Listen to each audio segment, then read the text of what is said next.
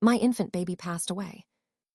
I am a 20-year-old female, and I found out that I was pregnant with my daughter, Sophia, when I was 18 years old. It was a difficult pregnancy mentally, and I did not really know how I felt about the pregnancy at first. Her father and I were constantly arguing, which left me feeling small and insecure within myself and in my relationship. As for my daughter, she seemed very healthy at all of my obstetrics and gynecology appointments. It was not until she was born that anyone discovered she had multiple rare heart defects. These defects were caused by a rare genetic mutation called DiGeorge Syndrome. I cannot go too deep into what that is because I can barely comprehend it myself. All I understood was that she could not cry or eat like a baby with a healthy heart. Anything that raised her heart rate could potentially be fatal for her and cause her to experience cardiac arrest. For 4 weeks, my daughter was in the hospital before her cardiology team informed my boyfriend, who is now my husband, and me that our daughter had to be taken upstate to Stanford for a very specific heart surgery that she needed in order to survive. I was nervous about her being taken on a separate plane to Stanford, but I complied since it seemed like it was the best thing to do for her at that time. I went up to Stanford the next day, and my grandmother came with me so that I would not be there alone. Everything looked to be very good, and my daughter was already being prepared for her surgery the following morning. Doctors came into the room where I was holding my baby girl and explained how her surgery was going to proceed, as well as all the risks involved. I signed every consent form that was given to me. I did not care. I just wanted my baby to be happy and healthy.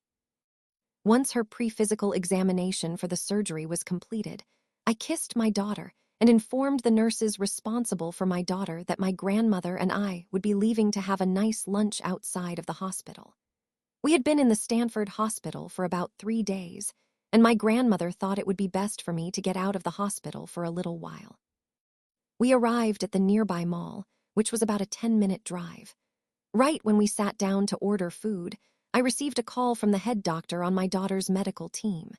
She informed me that something had gone wrong, and I was needed back at the hospital as soon as possible because my daughter's case was now considered an emergency. My daughter had suffered cardiac arrest, and any efforts to help revive her were proving to be futile. By the time I finally reached my daughter's hospital room, there was a swarm of nurses and doctors talking and handing things to each other. I was pulled to the side of the room, where the head doctor responsible for my baby girl's health and the emergency surgery doctor were waiting for me.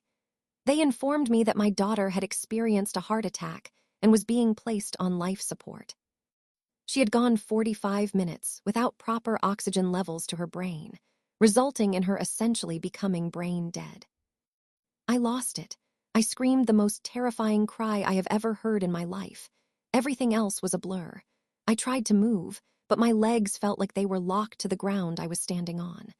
I barely remember anything else for the next few days. I allowed everything around me to happen, and I did not stop anything. Family members came up to Stanford from both sides of the family to meet her and offer support.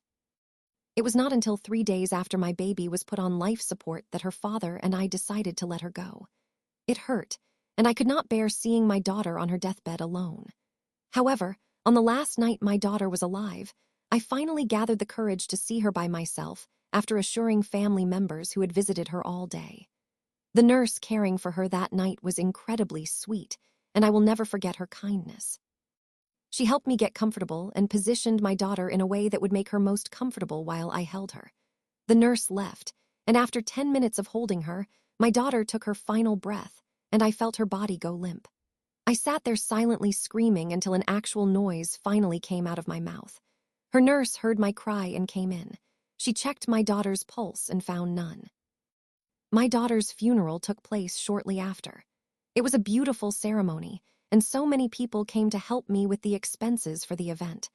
I honestly do not remember crying much that day. I just knew that this would be the last time I would ever organize an event for her, so I conducted myself the best way I could. Her father and I went through a lot after the funeral. He almost turned to alcohol, and I became very bitter after her death, but somehow we made it through. At least, that is what I like to think. Of course, I still struggle to this day because of it all, and it honestly traumatized me enough to be hesitant about having another baby. However, I am sure I will be willing to try again sometime in the distant future.